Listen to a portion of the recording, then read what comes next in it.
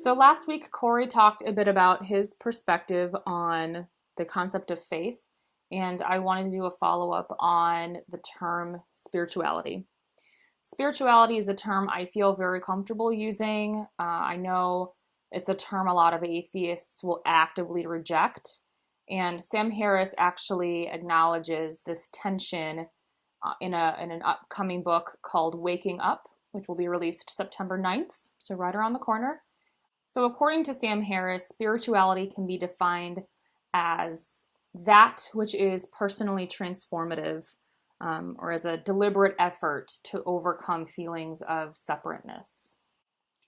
And so I think we see this framework pretty clearly in religious contexts. You know, you have people who feel as though they have experienced a direct connection to God. It's been, very transformative for them. And, they have some sort of life change after some experience they might have.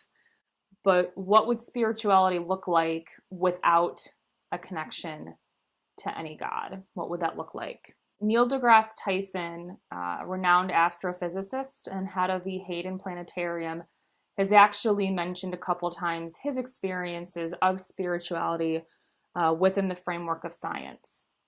Evolution really happened. Accepting our kinship with all life on Earth is not only solid science. In my view, it's also a soaring spiritual experience. Not only are we in the universe is in us.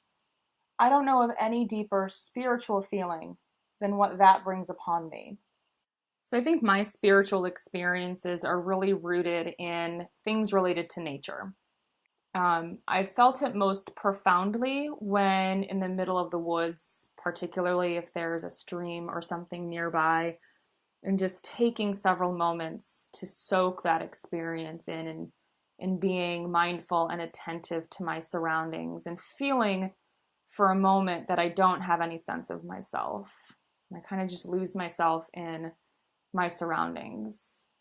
So when I was very religious, when I was a Christian, and I still hear these sorts of things now, I used to say, what, you just don't know to non-believers. You just don't know what it's like. You just have to experience it for yourself. And I said those same sorts of things when I was an athlete, and people would say, well, it's just a game. And I would say, well, you don't understand. You don't know. You have to be there. You got to be on the team. You got to be in the locker room. You just don't know. So that's something that I want to look into a little bit more and maybe develop and talk about sometime. So what about you? What experiences have you had that have been personally transformative, or some deliberate effort to overcome a sense of separateness? Tell us in the comments. I'm C.L. O'Hanlon. And I'm Bridget O'Hanlon, and we are the Atheists Next Door.